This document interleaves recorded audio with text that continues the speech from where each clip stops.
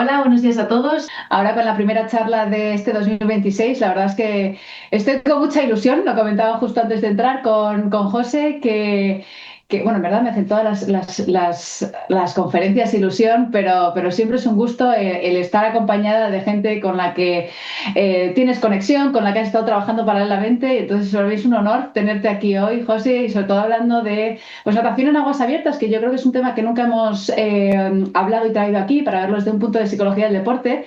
Y además con alguien con un perfil como el tuyo, ¿no? Que al final eres entrenador de triatlón, trabajas para la Federación de Madrid, es psicólogo deportivo tiempo completo y luego además tienes una agencia de psicología del deporte que se llama Rookie Soul y psicología educativa, ¿no? Con tu hermana, que al final ahí tenéis un proyecto precioso de mucho tiempo. Así que, bueno, ahora te doy paso para que nos cuentes un poquito más qué son las aguas abiertas y qué implica, ¿no? Que yo creo que eso también es interesante de conocer y saber un poco más específico para que lo que decimos siempre, para que estas conferencias sirvan para personas que a lo mejor dicen, ay, me ha entrado un nuevo deportista de un área que no controlo del todo. Venga, me voy a ver esta charla de José, voy a entender qué son las aguas abiertas, qué implicaciones tiene en psicología deportiva y a ver qué herramientas me puede dar de punto de partida, ¿no? Entonces, millones de gracias por tu aportación y por tu generosidad, por estar hoy aquí y adelante con lo que nos Pues has muchísimas traído. gracias, Ana. El primer paso que voy a intentar, que yo soy muy diestro yo en la tecnología, es compartir mi pantalla, mi presentación que he preparado para que la podáis ver. Y Pues creo a que la primera, bárbaro. está por ahí ya. Y bueno, lo primero que quiero hacer, y creo que es muy merecido, es darte las gracias a ti personalmente. Llevas desde el 2020-2021 haciendo esto, dedicándole mucho esfuerzo, mucha dedicación, mucha perseverancia, mucho cariño. Y todos los compañeros que te seguimos, pues te los queremos agradecer. Y a mí me ha tocado hoy y aprovecho para agradecértelo. Para dar contexto, son más de 70 conferencias de una calidad brutal. Entonces, cuando Ana estaba diciendo que queremos generar comunidad y equipo entre los psicólogos y ayudarnos y trabajar realmente en equipo, siendo psicólogos del deporte y trabajar en equipo, de entrada parece que tiene bastante sentido, ¿no? El tener recursos de este nivel, no por mi conferencia, sino obviamente por la de los demás, ¿no? Que están ahí desde hace mucho tiempo y tenemos 70 temas súper interesantes a los que podemos recurrir de primera mano con compañeros que lo han hecho, pues también desde el cariño y la dedicación y la profesionalidad. Creo que es súper importante, pues, darte la enhorabuena, animarte a que sigas y que no sean 6 años, sino que sean muchos más, y que desde el COP y de todas las personas que estamos a tu alrededor, pues transmitirte ese agradecimiento y ese apoyo. Y también a Alejo, obviamente, que es un poco el capitán de todo este barco y que lo hace posible, y a toda la sección de psicología del deporte he puesto ahí el rótulo para la que no los conozcáis y aparezcáis en el COP, pues que podáis buscar esa parte, esa pestañita que hay en la página web, que se llama sección de psicología del deporte, sección de psicología de la actividad física y del deporte. En el canal de vídeo del COP tenéis todos los vídeos, todas las conferencias, podéis buscarlas incluso por tema, y además pues desde la sección se hace algo tan interesante como una revista científica de experiencias profesionales, no solo de teoría, aplicada a muchos deportes, que también es una fuente brutal de conocimiento y de experiencia compartida. Entonces, quería empezar dando la enhorabuena por todo el trabajo que estoy haciendo y esta capacidad real, no de postureo, de generar comunidad y recursos muy válidos. Y bueno, pues sigo. Muchísimas gracias, José. Muchas gracias. Creo que es tremendamente merecido. Y bueno, Se hace pues con mucho cariño, se hace con mucho cariño. y esas cosas se notan, ¿eh? Una pregunta que pueden tener muchas personas que me ven y que no me conozcan, bueno, y este señor que hay aquí con barba blanca y gafas, ¿quién es, no? Y siempre me gusta hacer esta pequeña introducción. Esa foto que hay ahí soy yo nadando en aguas abiertas, me lo paso genial, es un deporte que me ha hecho sentir cosas increíbles, mezcla la técnica, la táctica, la aventura. Y luego, pues bueno, pues es que es una sensación increíble, ¿no? El poder nadar en aguas abiertas. Aquí tenéis una foto mía muy pequeñajo. Desde muy pequeño he estado metido en el agua. Yo creo que mi padre era nadador y buceador y creo que me enseñó a nadar antes casi que a andar. Y mi madre cuenta a veces como muy escandalizada que mi padre lo que hacía era que me cogía de pequeñajo y me lanzaba a la piscina a ver qué pasaba. Y la buena reacción es que yo me divertía. Entonces aprendí casi a nadar eso antes que a andar. Y ahí hay una foto que le tengo mucho cariño porque fue en un triatlón en Almuñécar. Yo soy de Granada. Y fue súper disputado, además con muchos golpes, como, con mucho oleaje, cambiaron el trazado y bueno, pues esa sensación, ¿no? De que mi vínculo personal con la natación y las aguas abiertas y también con el triatlón es muy profundo, ¿no? Eh, Estas son fotos de la travesía de Motril. Es una travesía que en este año cumple 85 ediciones. Fijaros la tradición de las aguas abiertas en España. Y bueno, pues mi cara de felicidad daba igual que llegase antes o después, yo llegaba súper feliz y esa cara, ¿no? De emoción cuando termina un reto de este tipo, en un entorno súper familiar, súper doméstico, el puerto de Granada.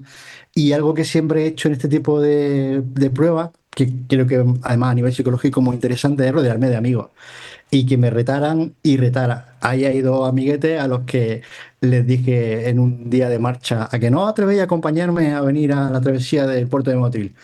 Y ahí que nos preparamos y fuimos los tres a esa travesía y luego hicimos una comida, que es algo que engancha mucho de este deporte.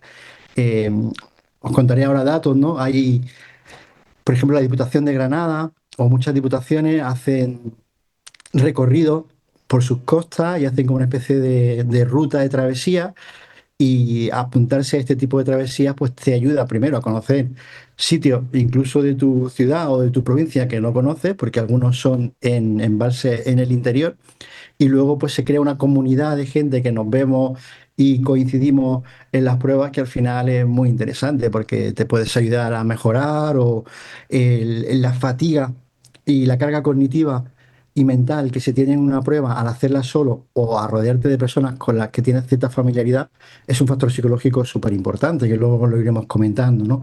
Y el factor social de este deporte es muy, muy importante, no es me voy solo a nadar a un mar o un embalse, sino que puedo hacer otras muchas cosas. Es un deporte que está muy en crecimiento. Aquí tenéis fotos, bueno, pues de alguna travesía que yo he hecho con mi marca de hacer por primera vez 5.500 metros nadando y con todos los amigos que fuimos y cómo jugábamos incluso en esa época, porque los que conozcáis un poco el deporte veréis que ese Garmin ya es un poco viejuno y ya está bastante descatalogado, pero ya empezábamos a hacernos fotos, a ver cómo nos veíamos en esa aventura, ¿no? Cómo se veía ir yo detrás de alguien nadando, ¿no? Y esas son fotos que hacíamos, ese grupo de amigos que nos dedicábamos a visitar sitios de España de interior en el que se pudiese hacer natación en aguas abiertas. Y así hemos descubierto pueblos increíbles y después restaurantes para comer riquísimos. La natación en aguas abiertas es un deporte olímpico que fue olímpico en el 2008 en Pekín.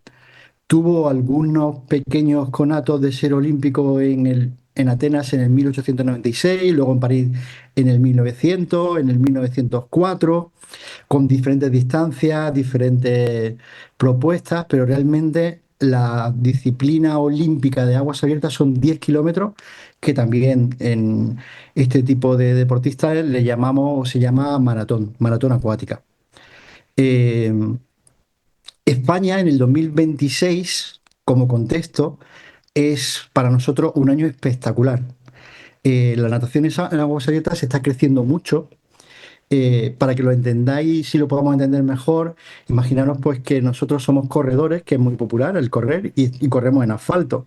El salto de correr de asfalto a correr en montaña, al trail, es como un cambio muy interesante. En aguas abiertas, ese cambio de la piscina a las aguas abiertas es como mucho más intenso. Estar acostumbrado a nadar en un espacio cerrado, en el que pues hay techo, hay corcheas, todo está súper controlado, a poder hacerlo en un espacio abierto, que además tiene un toque de aventura importante, hace que este deporte esté creciendo mucho. Y esté creciendo mucho no solo desde los nadadores, sino incluso desde otros deportes como el triatlón. El triatlón es un deporte en sí mismo en el que hay tres disciplinas. Una es la natación, y está segmentado por diferentes distancias. La super sprint son 400 metros, la sprint son 750, la distancia olímpica o estándar son 1500, luego hay un salto a media distancia o medio Ironman, que a veces se suele llamar, o 70.3, que son 1900 metros. Luego está la larga distancia, que es la distancia que a veces también se llama Ironman, que son 3800 metros, casi 4000 metros, casi 4 kilómetros. Y luego hay un salto también muy brutal en una disciplina que es casi triatlón, que se llama Ultraman, que se hacen en un día solo 10 kilómetros nadando. El triatlón tiene una parte muy importante que es la natación en aguas abiertas y muchas de las cosas que os voy a contar hoy son absolutamente aplicables a la natación en aguas abiertas, pero la natación en aguas abiertas es un deporte en sí mismo, independientemente del triatlón. Y en el triatlón lo que pasa es que tenemos que ser mucho más estratégicos porque no va de ser el más rápido en esas distancias, sino va de hacer esas distancias y además incluir un segmento de bici y un segmento de carrera a pie. Con lo que no va de ser el primero aquí, sino cómo llega a final de meta. Entonces la estrategia, la reserva de energía y todo lo que podemos plantearnos es muy distinto. Pero como os digo, gran parte de lo que se va a contar aquí es aplicable al triatlón. Desde aquí le quiero mandar también un saludo a Sara Herrero y a todos los compañeros de la Federación de Triatlón porque se esfuerzan y trabajan muy duro para que todas estas pruebas sean súper seguras y acercar el triatlón a los coles de la Comunidad de Madrid y que sea a través del triatlón o de otras actividades, pues todos los jóvenes de deporte base que son como el motor que hace que todo se mueva, pues funcione lo mejor posible. Como os digo, en el 2026, en este año, ya hay más de 71 travesías confirmadas. Es decir, que es una auténtica maravilla. Tenemos travesías de todo tipo en casi cualquier lugar de España. La realidad es que es un deporte que se está profesionalizando, especialmente desde la Real Federación de Natación. Hay una expansión privada muy importante, igual que por ejemplo pasa en triatlón, que hay franquicias que la organizan las pruebas. La más conocida probablemente para todos sea Ironman. Pues en natación en aguas abiertas están surgiendo nuevas franquicias que están organizando pruebas. Hay una internacionalización muy potente. Este año, por ejemplo, en España tenemos la suerte de que se va a celebrar en Ibiza la Copa del Mundo y además en Melilla se van a celebrar los Juegos del Agua, que es un evento deportivo relacionado con todo lo que tiene que ver con deportes de agua, triatlón también incluido. Y bueno, pues lo mejor es que hay una diversidad geográfica increíble. Si quieres hacer pruebas no tienes que irte muy lejos probablemente de tu ciudad, porque quizá encuentres una prueba de aguas abiertas en interior en España que son muy bonitas. ¿Cómo funciona? Es decir, cuando estamos pensando en aguas abiertas, ¿cuál es el escenario en el que se puede competir, ¿no? ¿Dónde está el campo de juego?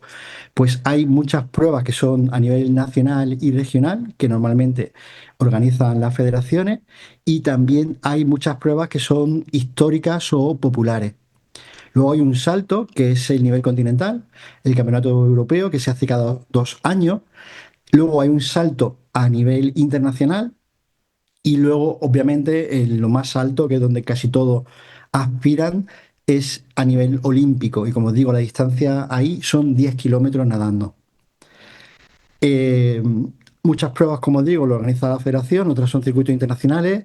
El circuito de pruebas populares tradicionales es muy bonito en España, ahora os voy a contar algunos detalles. Y luego, como os digo, hay pruebas que son extremas de ultradistancia.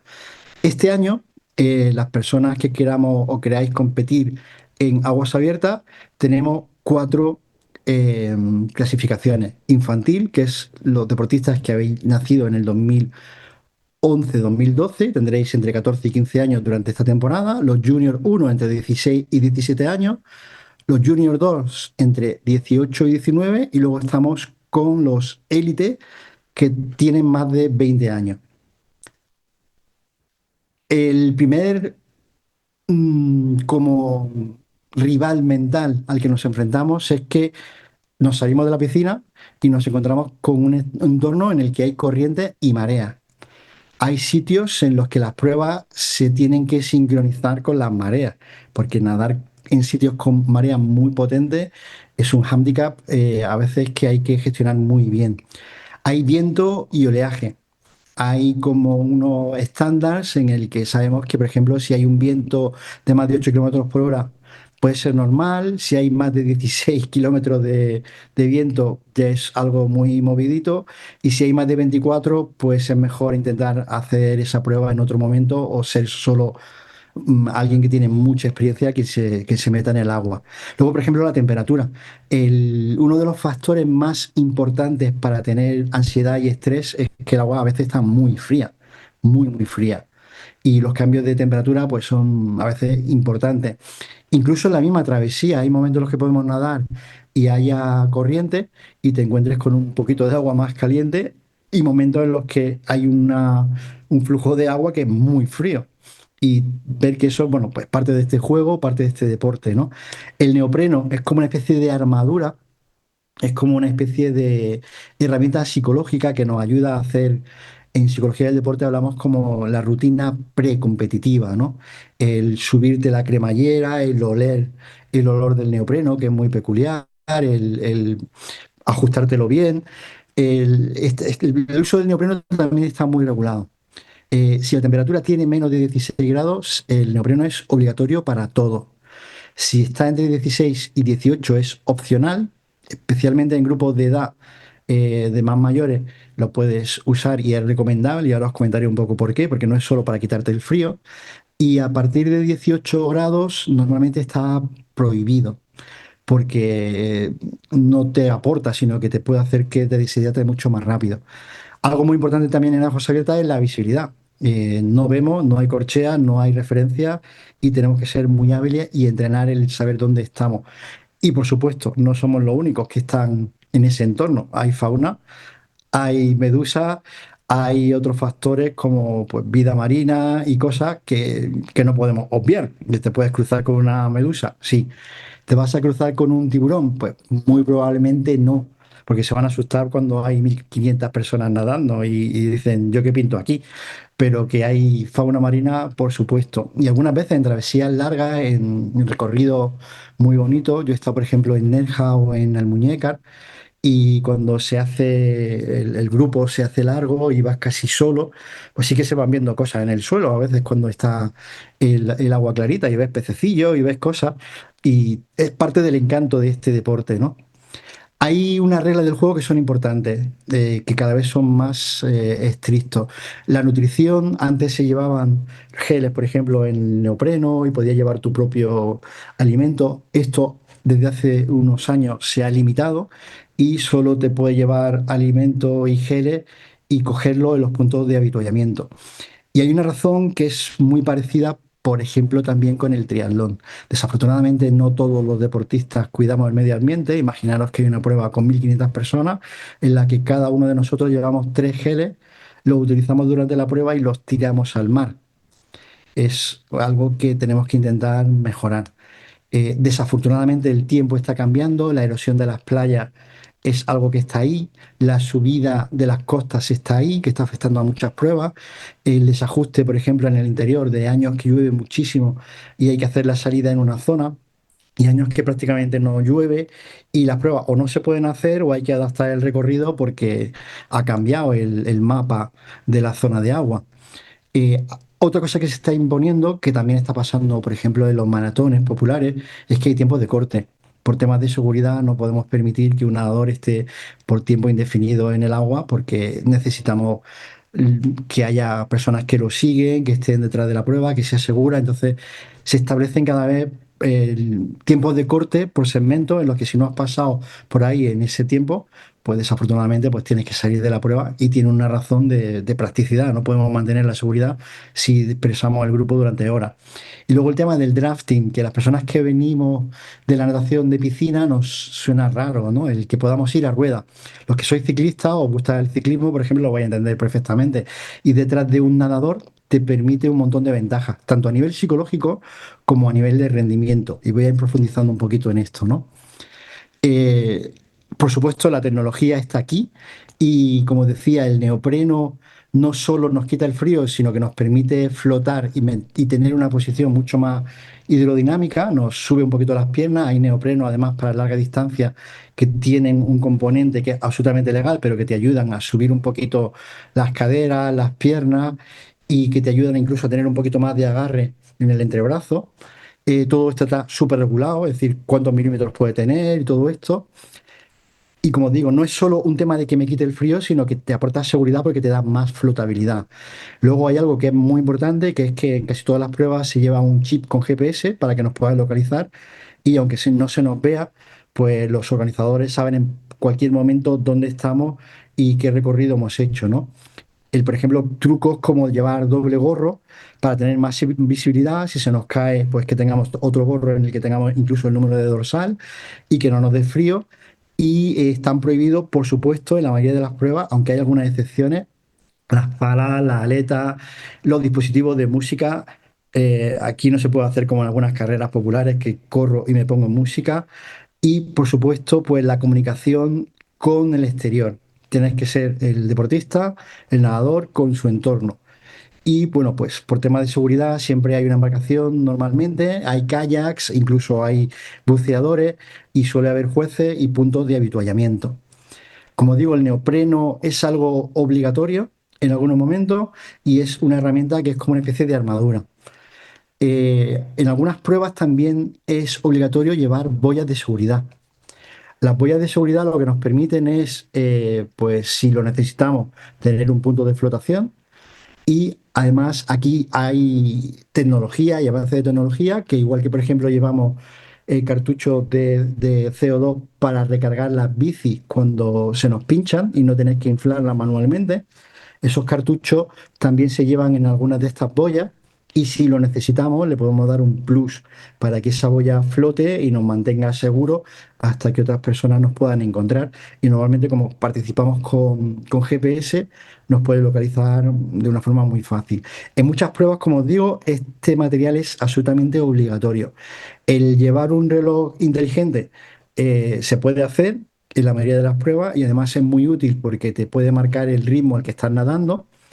Un dato interesante para los que no estéis familiarizados con este deporte, igual que en la carrera a pie, medimos los minutos por kilómetro que hacemos y vemos si vamos a un ritmo más rápido o menos rápido, hablando por ejemplo de 6 minutos kilómetro, bajar de 5,30 el kilómetro. En natación se mide por los 100 metros, cuánto tardamos en hacer 100 metros. Y algo también muy importante, que parece a veces como un detalle menor, son las gafas. Y que sean gafas polarizadas. Esto significa que son gafas que nos permiten que cuando haya mucho sol se oscurezcan y no nos deslumbre el sol. Y es súper importante. Algunas gafas que están pendientes de regulación, lo que hacen es que ya son gafas incluso inteligentes y te van marcando la ruta, te van marcando el ritmo al que va y con algunos dispositivos incluso son capaces de decirte el ritmo cardíaco en el que estás compitiendo. Esto es algo que ya abrimos un poco un debate si todavía esto es legal o no, o en qué pruebas se pueden utilizar o no. Este es el espectro de competiciones que hay. Son normalmente pruebas de hasta 3 kilómetros. El año pasado se hizo una innovación muy interesante con los 3 kilómetros que ahora os voy a contar, que se llama Knockouts, Sprint. Luego están las pruebas que son de media distancia o corta distancia, que son hasta 5 kilómetros. La joya de la corona de esta disciplina, que son los 10 kilómetros. Además, es la disciplina, la distancia olímpica, que empezó en Pekín en el 2008. Y luego, a partir de aquí, están las ultradistancias y las grandes travesías. El knockout es una innovación que se hizo el año pasado para intentar atraer a más nadadores e incluso que sea una prueba que sea muy atractiva a nivel deportivo. Y la verdad es que a mí me parece un triunfo. Lo que se hace es que se seleccionan a 60 nadadores y se les pide que naden en aguas abiertas 1.500 metros. Y se hace como una especie de, admitidme la broma, un juego del hambre, ¿no? Una eliminación, un juego del calamar de estos, ¿no? Entonces, de los 60 hay 40 que se van fuera y se eliminan. Entonces, se quedan los 20 mejores de esos 60, se descansan 10 minutos en los que puede incluso comer algo y a partir de ahí se hace y se entra en la semifinal, que se hacen 1 kilómetro A esta expresión me encanta porque dicen algunos deportistas con los que trabajo, a jopo, a full, a muerte, porque de ahí ya salen los 10 finalistas. Entonces, se hacen esos 1000 metros a tope y quien quede en ese grupo de 20 los 10 primeros, se hace ya como la muerte súbita final, que son 500 metros a puro sprint a tope. Entonces, realmente estamos haciendo una prueba de 3 kilómetros en agua abierta, pero en un formato muy atractivo, muy divertido y muy llamativo. Creo que es uno de los grandes triunfos en innovación en deporte. Este tipo de innovación se está aplicando en muchos deportes. El objetivo es que cada vez haya más deportistas que lo practiquen y una de las formas de que se practique, obviamente, es darle difusión en redes sociales y en la televisión. Y este formato se ha pensado para que sea tremendamente atractivo y muy llamativo. Eh, en distancias cortas, la estrategia psicológica no tiene que ser exactamente igual que en distancias largas y en ultradistancia también la estrategia psicológica es distinta. Las distancias cortas, por ejemplo, en triatlón, en sprint, super sprint, incluso en olímpico, pues es la hiperactivación. Voy a tope porque es muy cortito y mi centro está en dónde está el nadador al que tengo que adelantar y ir a tope. La estrategia de carrera es simplemente tan sencilla como eso, tengo que ir a tope y la aceptación radical de algo que le llamamos que hay contacto, hay patada, hay momentos de bastante fricción. Esto en triatlón, por ejemplo, en algunas pruebas se está simplificando, entonces se hace una salida por rollout, que son por tiempos estimados en los que tú vas a poder participar. Y si piensas que vas a nadar, por ejemplo, 1500 metros en media hora, pues te pones como en un grupo. Si vas a bajar de media hora, te ponen en otro, hasta que los que piensen que van a bajar de, por ejemplo, 20, por estar por debajo de 20 minutos. Normalmente esto no es que lo pienses, sino que lo tienes que acreditar. Entonces, este tipo de salidas son muy caóticas, muy impulsivas, con mucho contacto y aquí, por ejemplo, es súper importante saber que debemos respirar a los dos lados, no por un lujo, sino porque tenemos que saber dónde podemos estar, dónde nos van a dar las patadas, dónde va a estar el sol. Y aprender a respirar hacia los dos lados, además, nos da a nivel mental mucha tranquilidad y nos permite competir con el foco pensando en dónde está el de adelante al que tengo que adelantar. En media distancia y larga distancia las cosas cambian. Aquí da tiempo de pensar, da tiempo de reflexionar, da tiempo de aburrirse, da tiempo de asustarse. Y es muy importante que hagamos un ejercicio de previsualización, que pensemos dónde estamos, hacia dónde queremos ir y hagamos metas micro de pues hasta la primera boya, hasta la segunda boya, hasta la tercera boya, hasta que dé la vuelta. E ir haciendo pequeñas partes para que no sea un todo en el que me enfrento y se me hace bola. Y luego, pues, un reencuadre. Hay momentos en los que podemos pensar, por supuesto, que no llego, que qué estoy haciendo aquí, que hacia dónde van los que van nadando más rápido, me he quedado atrás, y utilizar con estrategias que os voy a ir contando poquito a poco. Y luego está las pruebas más extremas, que hablamos de pruebas de más de 20 kilómetros, donde hay que jugar muy bien en dónde ponemos la atención, en nosotros mismos y fuera de nosotros, en la prueba en la que estamos, ¿no? Como veis, es un deporte, pero la forma de afrontar la intervención que podemos hacer como psicólogos depende mucho de la distancia en la que nos enfrentemos. Esto pasa también igual en triatlón, no es igual hacer un Ironman que un triatlón olímpico. En España, como os digo, hay un campeonato, una Copa de España muy interesante. Para clasificarse hay que tener una prueba mínima en 1500 metros. Hay tres niveles, el Tour 1000, el Tour 500 y el Tour 250. El Tour 1000 es como la prueba reina, hay solo tres, y el Tour 250 es algo más popular y hay 10 pruebas este año. Como te decía, en Melilla este año es el epicentro de las aguas abiertas y los deportes en aguas abiertas. Habrá triatlón, surf, vela, piragüismo. Y aquí es un pequeño mapa de las travesías clásicas que tenemos en España. Está, por ejemplo, la de Tabarca Santa Pola, son 1400 nadadores y casi 6000 metros. Es una maravilla, es súper bonita. Y pues una de las pruebas que lleva toda la vida haciéndose en España. Estas pruebas normalmente son por sorteo porque hay mucha más gente que quiere hacerla que capacidad organizativa. Pasa como con los majors de los maratones y los maratones, por ejemplo, de Valencia este año lo ha hecho también por sorteo. Ya hay muchos más corredores que quieren hacer la maratón de Valencia que capacidad organizativa de admitir a tantos corredores. Se hacen en sitios muy emblemáticos, por ejemplo, la travesía de la Concha en San Sebastián, que lleva más de 80 ediciones. Es una prueba muy bonita porque además son una distancia asequible, son 2.220 metros en teoría. Luego, como nos vamos serpenteando, la mayoría pues terminaremos haciendo 2.500. Y luego hay descensos de algunos ríos. En Asturias, por ejemplo, es un descenso de 5.000 metros, en el que aquí en algunos casos incluso se permite ir con aleta. Hay una prueba a la que yo tengo especial cariño, que es Palmacés, que está en Guadalajara. Es una prueba que, si os fijáis, se inauguró en el 1973. Palmacés es un pueblo muy pequeñito que está en Guadalajara y que tuvo la fortuna de que en un momento le hicieron un embalse. Es un pueblo en el que yo he ido muchas veces. Tengo un gran amigo que además es como mi gran entrenador en natación de aguas abiertas, que es Roberto Sánchez, que es de este pueblo. Y la suerte que tenemos es que su padre fue uno de los organizadores de esta prueba. Y se hacen 500, 1.000, 500 y 3.000 metros. Es un sitio muy peculiar porque la gente que está acostumbrada a nadar en piscina o en mar, cuando entra aquí, tiene la sensación de que este agua es muy lenta. Y es cierto, el nivel de sal o el nivel de minerales que tiene el agua te hace que flote un poquito más o un poquito menos. Entonces, esta prueba es una prueba muy tradicional, muy artesanal, al que van normalmente campeones del mundo, campeones olímpicos, triatletas de primer nivel e incluso ciclistas profesionales.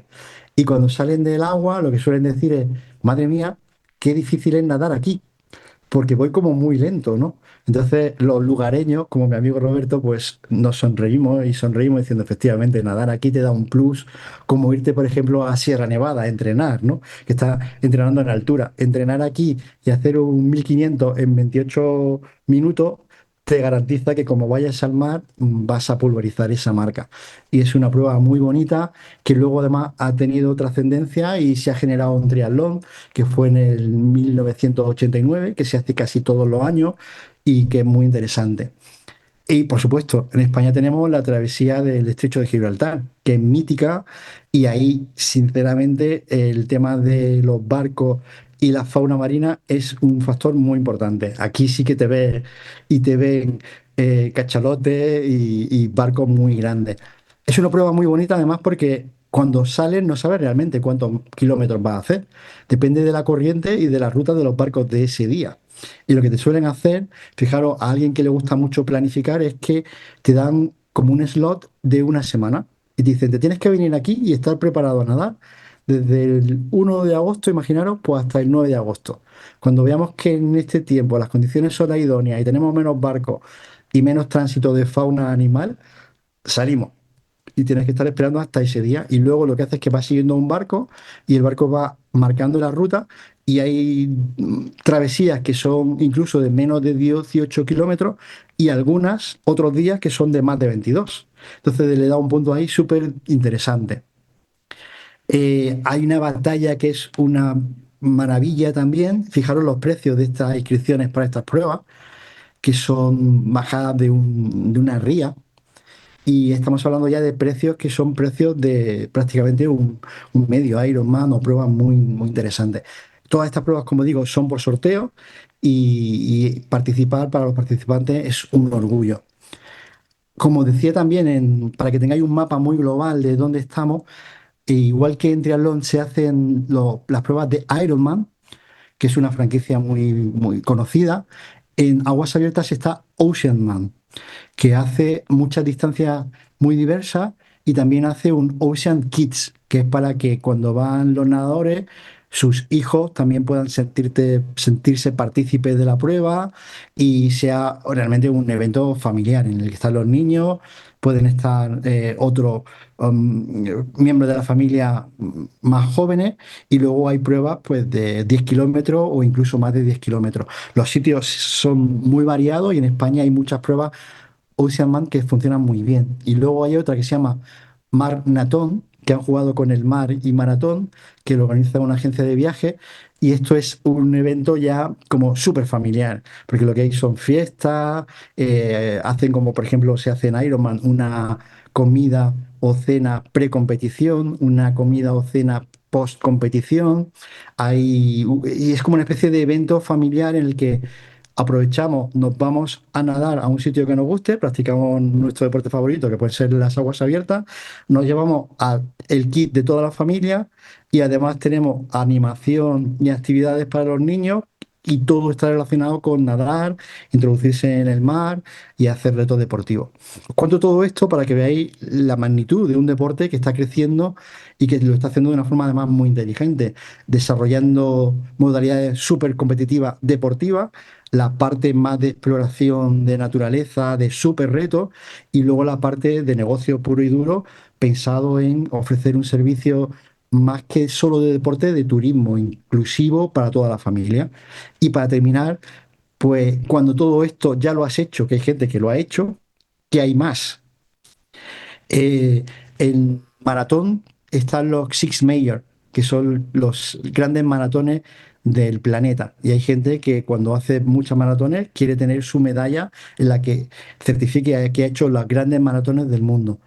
En aguas abiertas están los Ocean Seven, que son 7 retos extremos que certifican o garantizan que eres el gran super nadador de las aguas abiertas.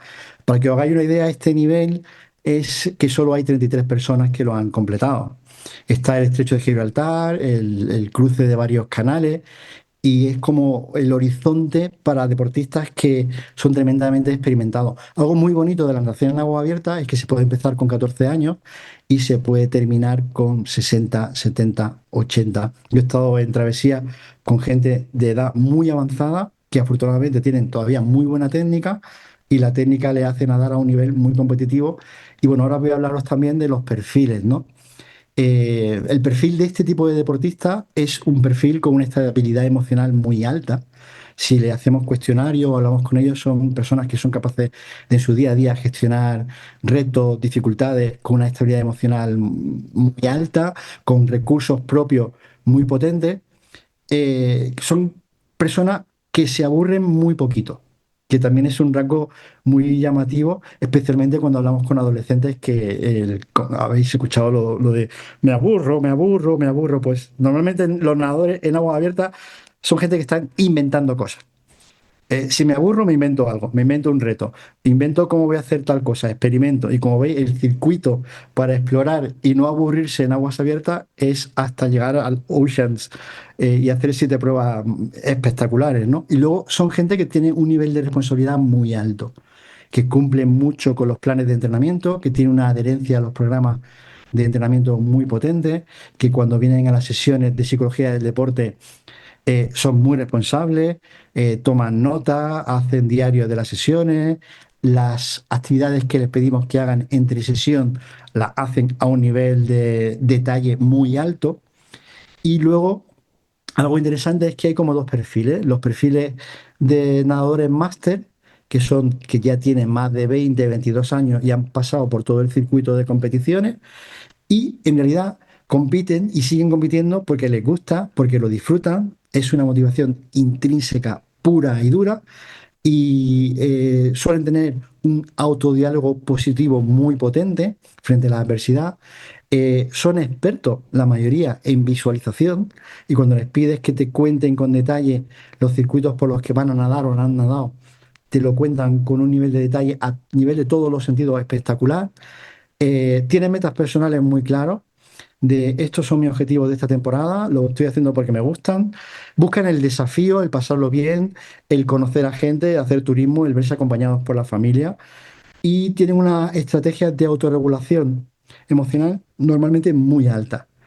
Luego están los deportistas más jovencitos y los que son élite y profesionales, que aquí la forma de acercarnos a ellos desde la psicología y desde los entrenadores es importante que tengamos este dato. No hay tanta motivación intrínseca, que la hay, pero el gran motor es recompensa externa. Quiero ser el mejor. quiero superar mi marca personal y la marca de mi equipo, quiero arrasar en tal prueba. Entonces, tienen una adherencia muy alta a los volúmenes de entrenamiento muy potentes, pero tenemos el riesgo de que si no hay resultados, su principal motivación se viene abajo. Suelen ser también personas con una alta estabilidad emocional y una baja susceptibilidad también al aburrimiento. Son personas que aunque hagan entrenamientos rutinarios, y en natación se tienen que hacer entrenamientos que a veces pues, son muy rutinarios, lo disfrutan y saben conectar con ese tipo de entrenamiento. Pero tened en cuenta que tenemos como dos tipos de deportistas, los que van a competición pura y dura y son normalmente jóvenes, o deportistas que lo que buscan son otras cosas y disfrutan del proceso y no están buscando en ganarle a nadie, sino en ver ellos mismos hasta dónde son capaces de llegar. Eh, Como decía, aquí hay un montón de referencias de qué diferencia hay entre la natación en aguas abiertas y en la piscina, y vamos a ir a herramientas que probablemente son las que os más interesan, ¿no?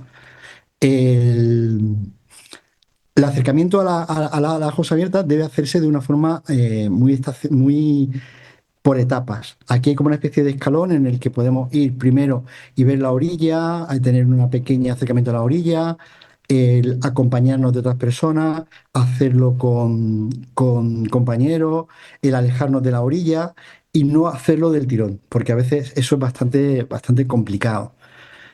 La respiración es algo que es muy importante en deportistas de natación. Te ayuda a que puedas controlar tus latidos cardíacos también, tu activación o relajarte y sobre todo, como decía antes, poder ver hacia la derecha o a la izquierda sin que te desenfoquen o te vengan las olas. Hay dos tipos de regulación a través de la respiración. Una que solemos entrenar para relajarnos antes de salir y otra justo antes de la cámara de llamadas que es para hacer una activación. Podemos jugar con el nivel de inspiración, el tiempo que estamos inspirando, el tiempo que estamos manteniendo el aire y el tiempo que dedicamos a expulsar el aire. Esto es algo que a nivel psicológico podemos entrenar y se puede utilizar como una herramienta para activarnos o desactivarnos según necesitamos ese impulso, ¿no? Como decía, la visualización de dónde estamos es importante, cosas que se pueden hacer. Todas estas herramientas básicamente lo que nos permiten es familiarizarnos mucho más con el entorno y y reducir la carga mental que necesitamos para entrenar. Una de las cosas que se entrena, por ejemplo, es la mirada de cocodrilo, que es ser capaz de mantener la cabeza en el agua cubierta por la mitad. Entonces, con la parte superior del ojo podemos ver y buscar referencias, y con la parte de abajo del ojo es como una especie de gafas progresivas. Vemos un poco el fondo y podemos buscar alguna referencia. El drafting se puede hacer para ir justo en los pies de alguien y esto hace que podamos ir como un 20-30% eh, de ahorro de energía o hacerlo en cadera. Esto se entrena en piscina y te acostumbras a los roces, te acostumbras a tocarte. Al principio cuando te tocan en una piscina y te tocan los pies, como es que una señal súper rara. Esto nosotros los psicólogos lo llamamos la deshabituación, ¿no? Nos acostumbramos a tener ruido, a tener toques, a tener fricciones. Y en aguas abiertas lo que pasa es que hay que tener en cuenta, por ejemplo, que algo muy importante es la capacidad de orientación. Si vamos detrás de alguien, nos tenemos que fiar al 100% de él. Eh, Esta estrategia se llama sighting y es como una especie de anclaje mental. Es intentar levantar la cabeza y buscar referencias donde estamos. Se puede hacer cada 6 12 brazadas y es súper importante, que es un error muy típico, que cuando respiremos, solo respiremos y cuando levantemos la cabeza para orientarnos, solo levantemos la cabeza para orientarnos. No mezclemos la respiración con la necesidad de buscar referencias. La desventaja de hacer a nivel psicológico drafting o ir a pies es que podemos tener la sensación de que nos hemos perdido y hemos ido detrás de alguien, entonces tenemos que balancear cuál es la ventaja de ahorrar energía física o invertir nuestra energía mental en ir orientándonos y en saber dónde estamos. Entonces, esto es algo que se puede entrenar y además es muy divertido entrenarlo y si lo hacemos con amigos es aún más divertido. Algo que en psicología le llamamos el diálogo interior En natación en agua abierta nos gusta estratificarlo como en tres niveles: el nivel técnico, el nivel estratégico y el nivel motivacional. Y pensar siempre en esos tres niveles. El nivel técnico significa que me regulo mentalmente y pienso y pongo mi foco de atención en cómo estoy levantando el codo, cómo estoy estirando, cuál es básicamente mi técnica. El nivel estratégico es, estoy en la posición en el grupo en el que quiero estar, estoy haciendo la ruta que estoy haciendo, estoy aprovechando la corriente, estoy leyendo cuáles son las claves de la travesía en la que estoy, las he entendido. Y luego hay otro nivel, que es normalmente el que se trabaja, que es el nivel motivacional, buscarle un propósito profundo a qué es lo que estoy haciendo, para qué estoy aquí.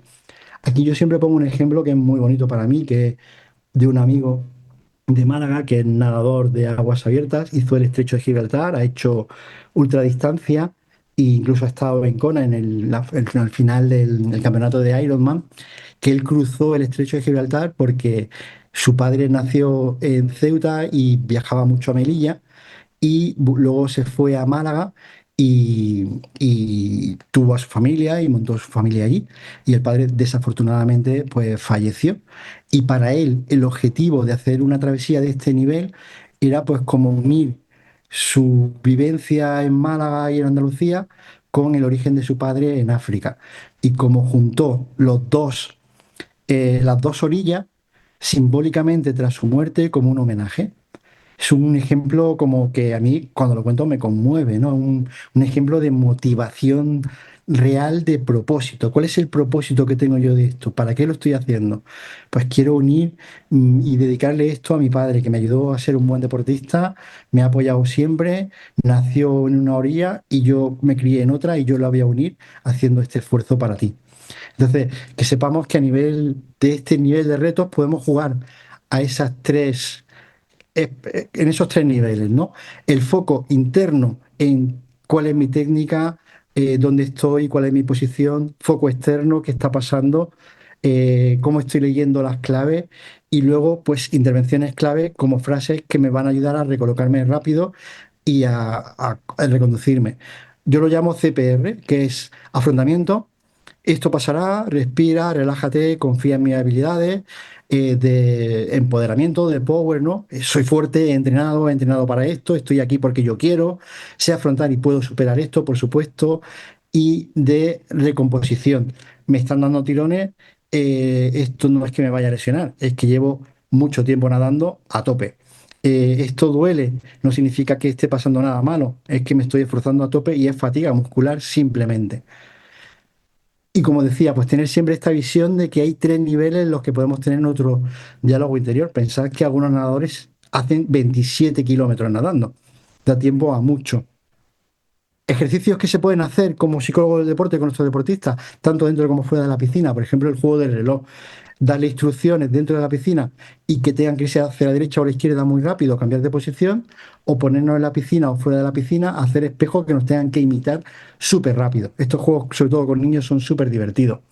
La visualización inmersiva, que es que lo hacemos en casi todos los deportes, no solo pensar en el recorrido, sino cómo me voy a sentir, a qué va a oler, cuáles son mis sensaciones de frío, de calor, hacer como una realidad virtual de todo lo que está pasando en la competición. Esto nos va a ayudar a que sea mucho más familiar y que cuando nos pase reduzcamos la carga cognitiva y estemos habituados y el nivel de estrés lo podamos controlar y el nivel de ansiedad. Y sobre todo si tenemos familiarizado la introducción de técnicas de respiración bilateral y lo podemos hacer y además podemos levantar la cabeza y orientarnos, nos puede hacer como un juego, un mapa que entrenemos visualmente y lo pongamos en práctica en las travesías. Hay momentos en los que, por supuesto, llega el muro. En los 7,5 kilómetros nadando, pues empiezan a pasar cosas. Aquí volvemos a la reestructuración cognitiva. Es información, no son alarmas. ¿Cómo gestiono esta información? ¿Qué puedo hacer con toda esta información?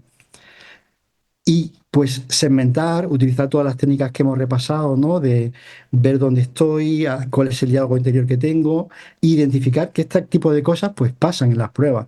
Conocer cuál es la distancia en la que estamos, dónde están las dificultades de la travesía que vamos a hacer y tener muy visualizado en esas situaciones cómo nos vamos a enfrentar a esas pruebas. El shifting es súper clave, el levantar la cabeza, buscar orientación y bajar ansiedad. Por ejemplo, en triatlón o en algunas travesías, si este momento de crisis es muy alto, está permitido, por supuesto, darte la vuelta y nadar de espaldas y respirar de una forma mucho más natural hasta que recupere un poco tu ritmo, te das la vuelta y sigues nadando de crawl si quieres, o hacer gran parte de la travesía nadando de espalda. Por eso utilizar y estar entrenado en muchos estilos de natación es muy importante. En este tipo de natación, en este tipo de travesía, nadar de espalda es un gran plus. Y jugar con que me pongo de un lado, me pongo de otro. Y luego, para ir terminando, pensar que la tecnología cada vez es más importante en los entrenamientos. En algunos centros de alto rendimiento lo que se hace es que, además de la visualización, se hace técnicas de realidad virtual.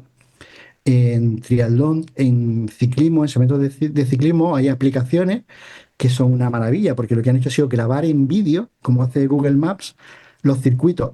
Entonces tú te puedes poner en tu casa y entrenar la subida, por ejemplo, a Albeleta.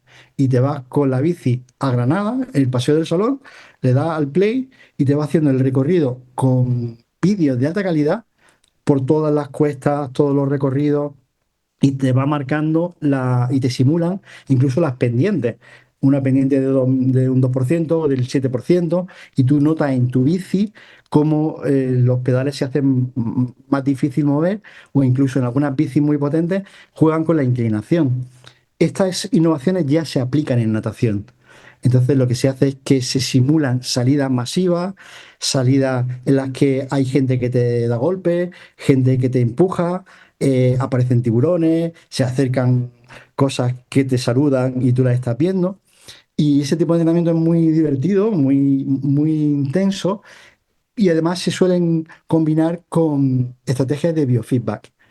Eres consciente y estás viendo tus pulsaciones por minuto, tu nivel de oxidación, de consumo de oxígeno, y cuando te enfrentas a estas situaciones, qué herramientas estás utilizando a nivel mental y cómo te están funcionando de forma objetiva. ¿Estamos consiguiendo bajar tu nivel de pulsaciones o no? O haciendo esto lo que hacemos es que lo incrementamos.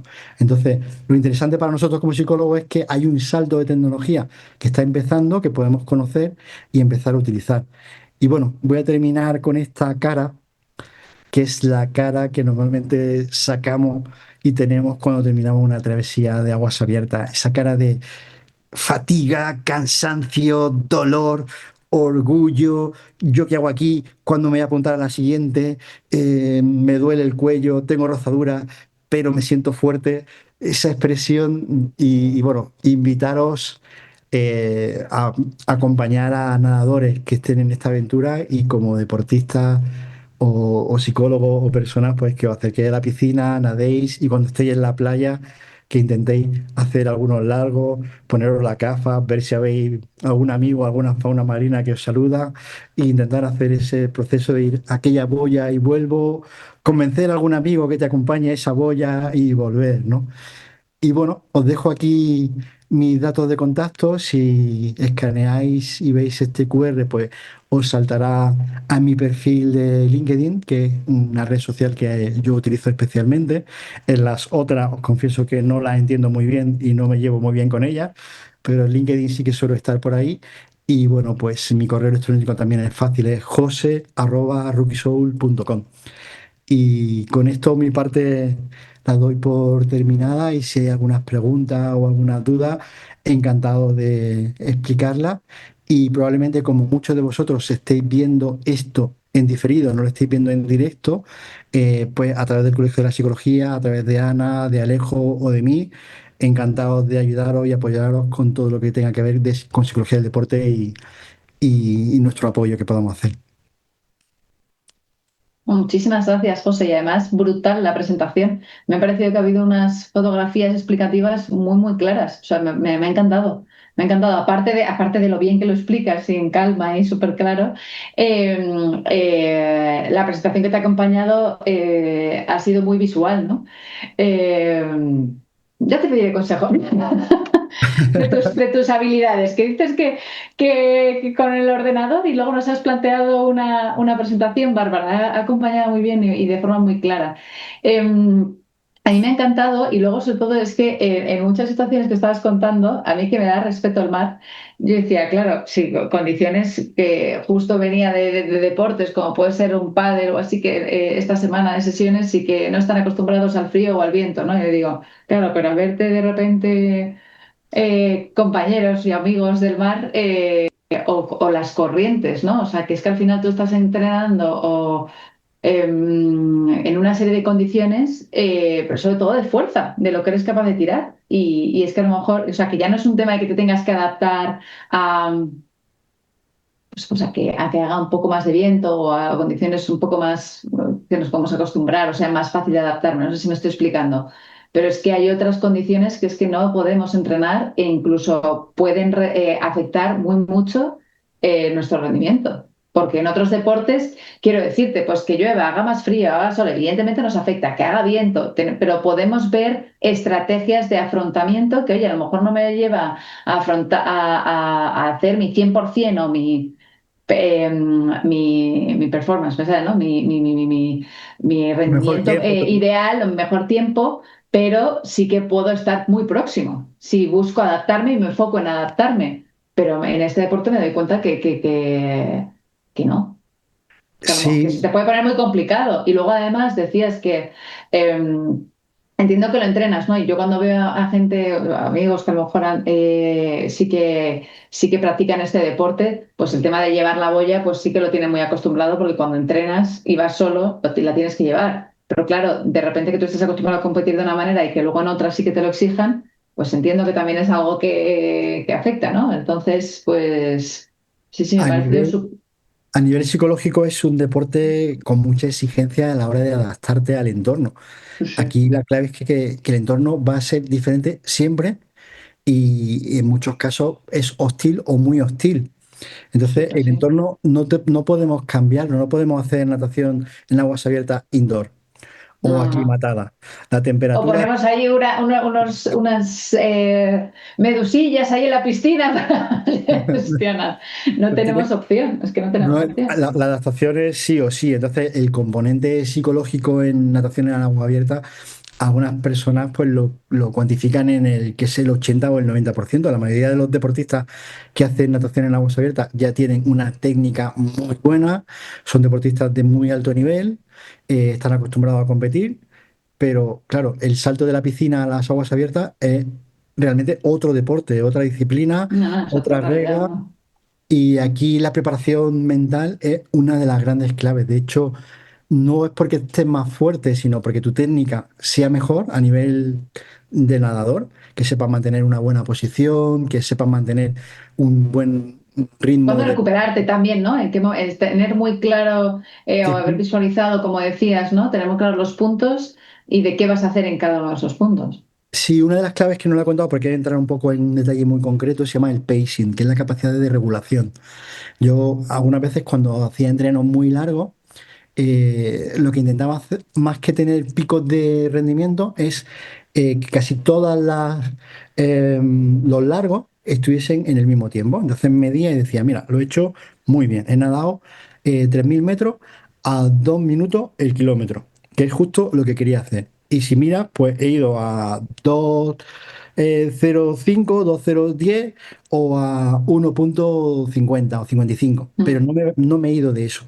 Entonces, mm, aprender a tener una autorregulación muy potente, en mantener tu ritmo, el entrenar a tu propio ritmo y adaptar tu ritmo a las circunstancias. Porque si vas contracorriente, tienes que mm, adaptarte. Si vas a favor de corriente, adaptarte. Y como pasa en deportes de resistencia, los rivales muchas veces no son los demás porque vayan a un ritmo más rápido o más lento, sino que tú sepas cuál es tu ritmo realmente, lo ejecutes mm. con Te esa comprometas con él. con esa rigurosidad de intentar ser lo más regular posible y tu capacidad de adaptarte a un entorno que sí o sí va a ser cambiante, va a haber olas, va a haber Sí, muchas sí. cosas que no podemos controlar. Como psicólogo, la verdad es que intervenir con nadadores de aguas abiertas a mí me apasiona, es muy, muy divertido. No, me parece que te pueden surgir un montón de casos muy diferentes y los aspectos a trabajar me parecen brutales. Yo me he apuntado, de hecho, varias de las cosas que has dicho porque me parecen también, bueno, me parece un enfoque diferente. Por ejemplo, trabajar el autodiálogo con determinado, o sea, me han saltado alarmas de varios, deportistas que pueden ser enfoques diferentes y que pueden sumar, ¿no? Aquí justo, por ejemplo, te preguntaban, y con esto tendremos que cerrar porque hemos estado muy ajustados en tiempo, ¿qué casos son los más complicados que se pueden encontrar desde la psicología deportiva en el entrenamiento y en la competición de aguas abiertas? Gracias. Hay un caso muy típico y es que empieces a nadar y te enfrentas a las aguas abiertas sin haberlo preparado lo suficiente.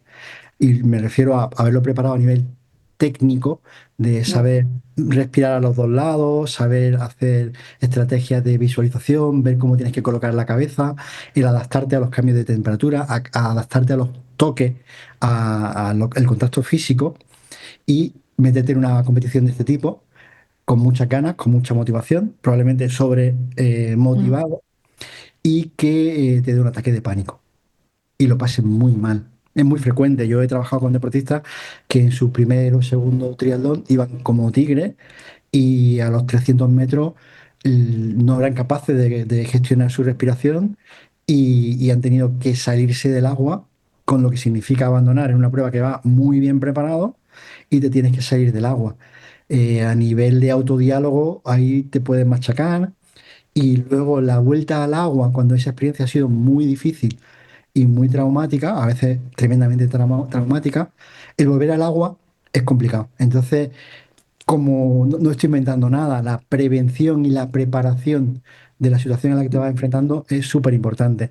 Está muy bien ser valiente, está muy bien plantearse grandes retos, pero también está muy bien hacerlo con estrategia, acompañado de profesionales y probablemente a la respuesta sencilla de cuál es el momento más complicado, pues eso, deportistas que no se han preparado lo suficiente, que se enfrentan a una prueba, les sale muy mal, lo pasan fatal, siguen siendo buenos deportistas con ganas y quieren volver. El empezar desde el principio haciéndolo bien es mucho más fácil que el trabajar con un deportista que ya viene rebotado y lo ha pasado mal y encima empieza a decir que, pues se suelen decir cosas muy potentes cuando esa situación ocurre.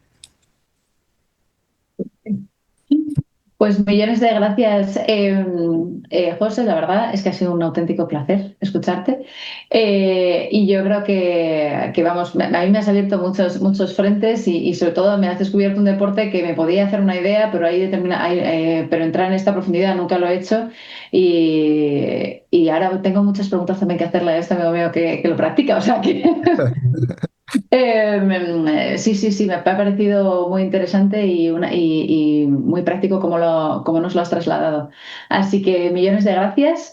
Y compartiros que el próximo 26 de febrero tendremos a Teresa Mesía, que nos hablará de la psicología deportiva en tenis.